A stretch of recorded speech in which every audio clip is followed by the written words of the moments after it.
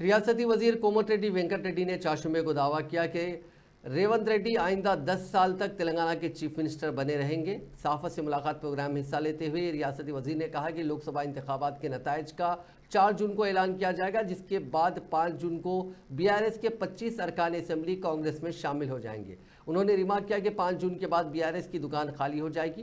कोमटिरेड्डी वेंकट रेड्डी ने यह दावा भी किया कि बीआरएस के लोकसभा के 6 उम्मीदवारों ने उनसे रब पैदा किया जो कांग्रेस में शमूलियत में दिलचस्पी रखते हैं। క్లాస్ వాళ్ళు బతకలేని పరిస్థితుల్లో 400 ఉన్న గ్యాస్ సిలిండర్ ఇవాళ 1200 చేరినా కానీ దాని గురించి ఒక్కసారి మాట్లాడరు. రోజుకు వారానికి ఒకసారి డీజిల్ పెట్రోల్ రేట్లు పెరుగుతుంటాయి. అంతర్జాతీయ స్థాయిలో ముడి సరుకులు తగ్గినప్పుడు ఇంకా తగ్గాలి డీజిల్ పెట్రోల్ రేట్లు. గతంలో ఇంటర్నేషనల్ మార్కెట్ నుండి క్రూడ్ ఆయిల్ మట్టి తగ్గేది, కానీ ఈయన వచ్చినప్పుడు ఎప్పుడు తగ్గలే. ప్లస్ ఒకటి జిఎస్టీ ట్యాక్స్ పేరు మీద కూడా పెద్ద మోసం జరుగుతున్నది.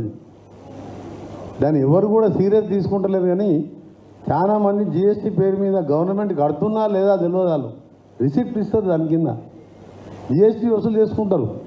మధ్య దళారులు తింటున్నారు. ప్లస్ పేదవాని గవర్నమెంట్ ఆఫ్ ఇండియా కూడా ఆదాయం పెరిగిపోయింది బాగా. ప్రతి వస్తువు మీద జిఎస్టీ అంటారు. కొందరేమో మోసం చేస్తుంది దాంట్లో కూడా పేదవాన్ని జిఎస్టీ పేరు మీద.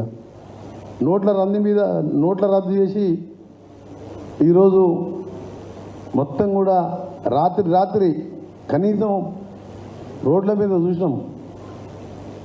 ఆ రోజు పరిస్థితి నోట్లు బంద్ చేసినప్పుడు.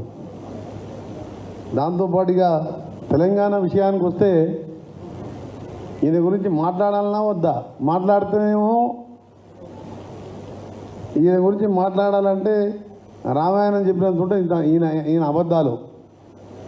ఆయనని తిట్టినా వేస్టే. ఇప్పుడు ఆయన గురించి మాట్లాడినా టైం వేస్టే అనిపిస్తుంది. ఎందుకంటే నేను